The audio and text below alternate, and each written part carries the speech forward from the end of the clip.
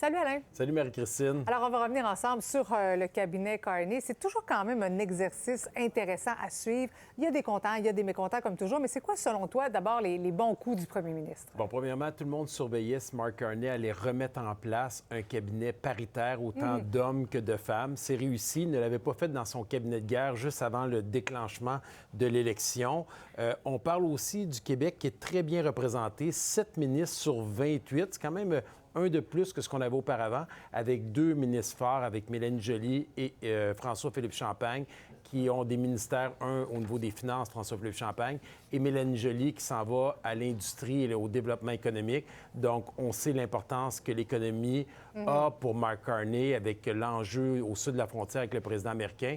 Ça va faire du bien au Québec. François Legault même a dit qu'il était très heureux de ces nominations-là. Et je vous dirais un cabinet plus petit que ce que Justin Trudeau nous a habitués. Mais quand on calcule quand même avec les secrétaires d'État, ça fait quand même 38. Oui, ça fait quand même 38, mais c'est pas toutes ces personnes-là qui vont être aux réunions hebdomadaires. C'est vraiment les 28. C'est pas 38 limousines. Non, ça sera pas 38 limousines. Ça reste des gens qui vont avoir 75 du salaire des ministres. Ils vont avoir du personnel, mais ils ne seront pas dans les décisions. Ils vont s'occuper de dossiers bien particuliers pour accompagner leurs ministres dans leurs tâches. Bon, maintenant, dis-moi, quels sont les défis, selon toi, là, du gouvernement Carney? Bon, un des plus gros défis que je vois, c'est qu'il y a beaucoup de nouveaux. On parle de 15 nouveaux ministres, dont 9 que ça fait seulement 2 semaines qu'ils ont été élus. Ces gens-là, là, il y a peut-être 2-3 mois, certains, quand les libéraux étaient dans le bas des sondages, ne pensaient même pas gagner. Et là, ils se ramassent à la table ministérielle à prendre des grosses décisions pour l'ensemble des citoyens au pays, puis on connaît les enjeux en ce moment qui sont sur la table.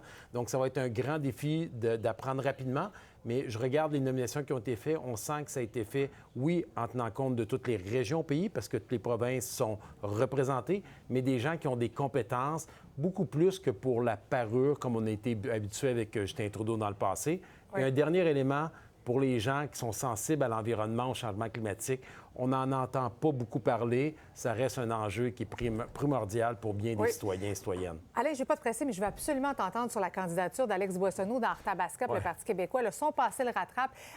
Dis-moi, ça rappelle aux citoyens de Victoriaville de mauvais souvenirs, selon toi? Oui, les émeutes. J'étais maire à ce moment-là. Ça fait 13 ans, presque jour pour jour. Mais c'était en 2012 et M. Boissonnault s'était fait arrêter dans le cadre des manifestations de 2001. Exactement. Mais pendant ce temps-là, le lendemain de ces manifestations, dans les semaines qui ont suivi, on répétait sans arrêt que c'était les pires manifestations depuis le sommet des Amériques, d'où justement Alex Boissonnault a été associé dans son passé. Son jeune passé, il faut le dire, il a demandé pardon. Ça va faire qu'il va y avoir un impact?